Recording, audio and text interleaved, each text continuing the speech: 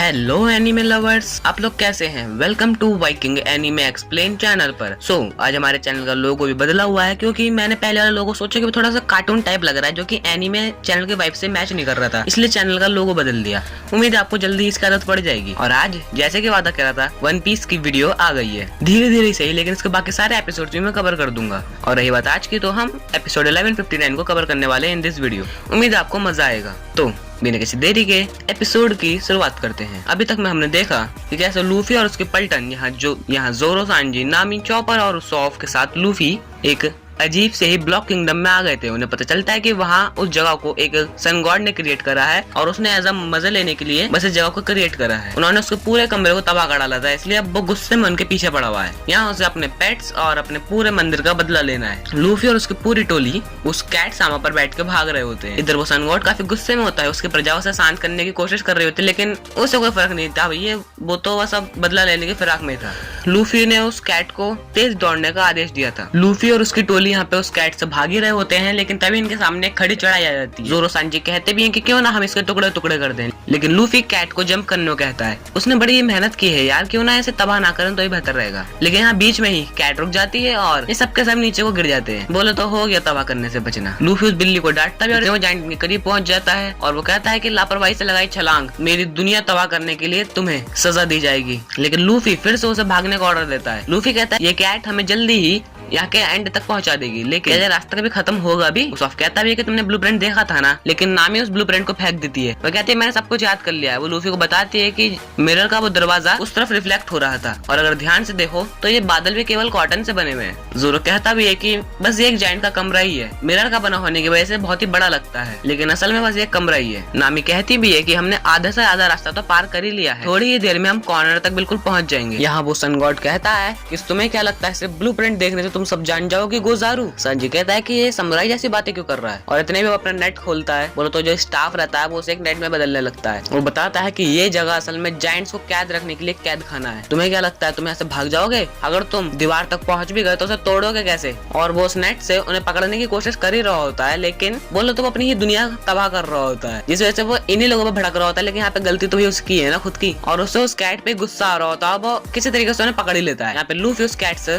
डांटने लगता है कि तुम उससे बची क्यों नहीं, और यहाँ वो इन सबको खींच रहा होता है। लेकिन इतने में जोरो और सांजी बड़े ही आराम से उस नेट को काट देते हैं। यहाँ वो कैट फ्री रहती है, अब भागने लगते हैं। फिर इधर ही सन गॉड भी यहाँ पे गुस्से में होता है। वो कैट को वापस आने का ऑर्डर देता है, लेकिन यहाँ पे कैट को कोई फर्क नहीं पड़ रहा था। वो कहता भी है कि तुम्हें इसकी बहुत ही बेकार सजा मिलने वाली है, तुम्हारी हिम्मत कैसे हुई उनका साथ देने की, वापस आओ कैट। लेकिन यहाँ पे भैया उस कैट को भी अब इस सन गॉड का साथ नहीं देना। यहाँ सन गॉड की खुद की प्रजा सन गॉड को शांत करने की कोशिश कर रही होती है, यहाँ पे कैट तक को भी रोकने की कोशिश करती है, लेकिन यहाँ पे अब वो रुकने वाले नहीं थे। सन गॉड कहता भी है कि अगर तुम यहाँ से आगे निकले भी तो खूंखार रैबिट गॉड वहाँ पे बैठा ही होगा, तुम्हें सबको खा जाएगा। लेकिन सन गॉड को पता चलता है कि असल में रहस्यमयी आग की वजह से रैबिट गॉड आज सुबह ही उन्हें जले में मिले, और हम तो जानते हैं रहस्यमयी आग कैसी थी। दरअसल लूफी ने उसे खा लिया था, इस वजह से यहाँ पे सन गॉड और भी ज्यादा गुस्सा होने लगता है। रैबिट गॉड एक गल्ट बनी, एक मांसाहारी खरगोश था जिसे इन्होंने मार डाला। इसका मतलब ये लोग ताकतवर है। मैंने इन्हें कमजोर समझने की कोशिश की, लेकिन इन्होंने तो मेरी दुनिया में और भी चमक ला दी। एक बिना स्क्रिप्ट का ड्रामा, और अब मेरी कहानी में हीरोज और बुराई भी है। क्या बात है, इन लाइफ डॉल ने तो मेरी इस दुनिया में चमक ला दी। वो पागलों की तरह हंसने लगता है। लूफी सोच भी रहा था कि अब इस बेवकूफ को क्या हो गया। यहाँ इसके लोग इसे शांत करने की कोशिश कर रहे होते हैं, लेकिन भाई इससे कोई फर्क नहीं पड़ रहा था। और इसके लोग भी सोचते हैं कि ये एक अच्छा मौका हो सकता है, देखो दरवाजा खुला हुआ है, क्यों ना हम यहाँ से भाग जाएं। यहाँ से इनकी भागने की प्लानिंग चली रही होती है, लेकिन इतने में ही वो कहता है कि भले हजरुद्दीन ने तुम्हें अपना दोस्त मानना होगा, लेकिन मैंने नहीं माना है। इस वजह से जोरो सोचता भी है हजरुद्दीन का कैसे जानता है, कौन है ये हजरुद्दीन? असल में जायंट पायरेट्स है जो कि स्ट्रॉ हैट्स के दोस्त है एक तरीके। तो इधर नामी बताती है बाहर निकलने का रास्ता असल में उसी पेड़ के पीछे से होना चाहिए। चॉपर कहता भी कि हम उसे तोड़ेंगे कैसे, अगर बंदे ने हमें फिर से पकड़ लिया तो हमारा बच के निकलना बड़ा मुश्किल हो जाएगा। उसॉफ कहता है कि बेफिक्र रहो, मैं ऐसा करने ही नहीं दूंगा। और वो अपने स्पेशल अटैक स्कल बम ग्रास से उस पूरी वॉल को उड़ा देता है, एक तरीके से यहाँ पे धमाका कर देता है और वहाँ पे काफी अच्छी खासी तबाही मचा देता है, जिससे वो खुद भी हैरान होता है। और वो कैट पे भी काफी सारे ब्लॉक्स गिर जाते हैं, जिस वजह से यहाँ पे सबके सब ढेर जाते हैं। अब बेचारी कैट रोते हुए निकलता है, मैं समझ सकता हूँ कोई चीज सर पे गिरती है। तो खैर लूफी उसॉफ से कहता है कि तुमने काफी सारी तबाही मचा दी, तुम्हें ऐसा नहीं करना चाहिए था यार। और वो उस सन गॉड से ही माफी मांग रहा होता है। मतलब क्या बंदा है ये। इन्होंने देखा कि दीवार अभी तक नहीं टूटी हुई है, लेकिन यहाँ पे जो कांच था वो टूट चुका था। सॉब भी कहता है कि मैंने कांच तो तोड़ दिया, लेकिन दीवार तो काफी मजबूत है। सन गॉड भी कहता है कि तुम्हारा यहाँ से निकलना बिल्कुल नामुमकिन है, ये दीवार बहुत मजबूत है, बताओ कैसे तोड़ोगे इसे।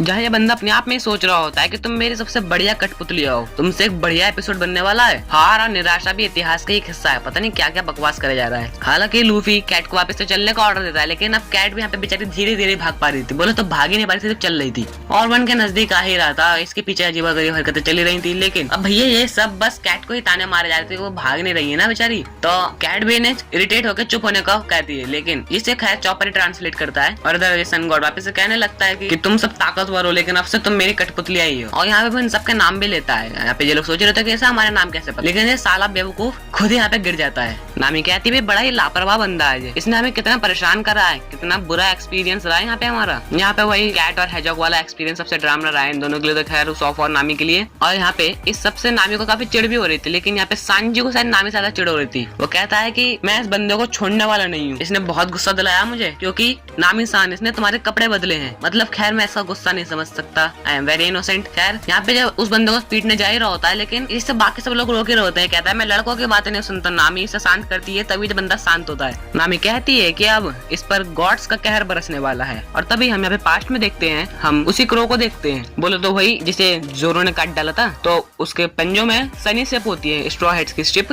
तो यही सन गॉड होता है, इसका मैं फेस देखने को मिल जाता है इस पूरे एपिसोड में अब जाके। तो वो देखता है कि असल में इसमें स्ट्रॉ हेड्स हैं। वो सोचता है कि इन्हें तो जायंट पायरेट ला रहे थे, क्या उन्हें पता है ये सो रहे हैं या फिर ये यहाँ पर है, या फिर ये लोग एजेंट से निकले होंगे। लेकिन वो सोचता है कि यार ये सब सो क्यों रहे हैं, क्या ये लोग स्लीपिंग मिस्ट से गुजरे हैं। खैर मेरी तो किस्मत चमक गई। वो सोच रहा होता है कि हजरुद्दीन इनके नौकर बने पड़े हैं, मैं भी जायंट वॉरियर हूँ, मुझे भी इनका गुलाम बनना पड़ता, जो कि मेरे शान के खिलाफ है। जरा इन पिद्दे इंसानों को देखो तो सही, कितने बेढंगे हैं। जब वो सोच रहा होता है कि मैं कभी भी इनका गुलाम नहीं बनने वाला। बोलो तो लूफी को छेड़खानी भी कर रहा होता है, लेकिन खैर सोचता है कि मैं इनका मालिक बन गया, इन पर राज करूंगा, ये निहत्ते हैं, मेरा कुछ नहीं उखाड़ पाएंगे। और तभी वो नामी को देखता है, तो सोचता है कि अब ये मेरी नई फेवरेट है। और हम इधर इस बंदे का पास्ट में एक और पास्ट देख लेते हैं, जहाँ पे ये हजरुद्दीन को समझा रहा होता है कि क्या सच में तुम उनके गुलाम बनने वाले हो, क्या बकवास कर रहे हो तुम ये। तभी हम प्रेजेंट टाइम में देखते हैं, जहाँ ज़्यूस जो कि फुल्ली चार्ज होता है और ज़्यूस एक बहुत ही तगड़ा ठंडा स्ट्राइक से यहाँ पे सन गॉड को भून डालता है। और यहाँ पे ये कैट डर की वजह से यहाँ पे से भागने लगती है, क्योंकि यहाँ पे थोड़ा डिस्ट्रक्शन भी शुरू हो जाता है ना। तो उसॉफ भी कहता है कि नामी तुमने कुछ ज्यादा नहीं कर दिया। हमें कहती है यहाँ पे देवताओं का कहर बरस रहा है, मैंने क्या करा है। उसॉफ कहता है सब तुम्हारी ही गलती है, तुमने जानबूझ के करा है ना। इधर लूफी भी उस कैट को तेज भागने का ऑर्डर दे देता है, और